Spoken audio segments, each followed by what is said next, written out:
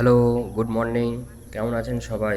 শরীরকে সুস্থ রাখতে ব্যায়ামের পাশাপাশি হেলদি খাবার, পর্যাপ্ত ঘুম এবং প্রাকৃতিক পরিবেশের সাথে সময় দেওয়াটা খুব প্রয়োজন। তাই আমিও চলে এসেছি আমার প্রিয় একটা মাঠে। স্কুল লাইফে অনেক খেলেছে এই মাঠে। এখন সবাই যে যার কর্মজীবনে ব্যস্ত। সময় পেলেই এখানে চলে আসি। নিজেকে ভালোবাসার এই একটা কৌশল, আত্মনির্ভরতাও বলতে পারেন। প্রতিটা গ্রামে এরকম একটা মাঠ থাকাটাও খুব সৌভাগ্যের ব্যাপার।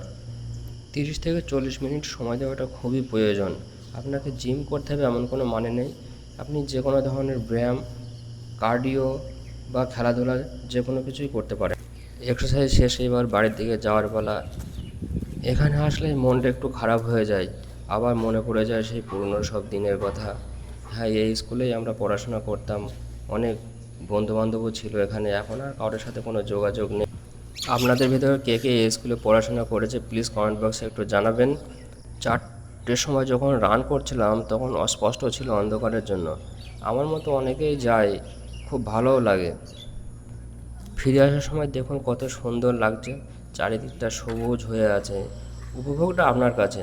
সকালবেলায় ব্যায়াম করলে সারাদিনের এনার্জি পাওয়া যায়, মন মানসিকতাও ভালো থাকে। সকালবেলায় এই যে ঘুম থেকে ওঠার অভ্যাস, এটাই আপনার জীবনকে অনেকটাই পরিবর্তন এনে দেবে।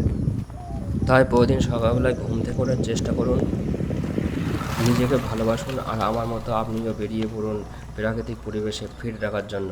গুড বাই, ভালো থাকবেন, সুস্থ থাকবেন।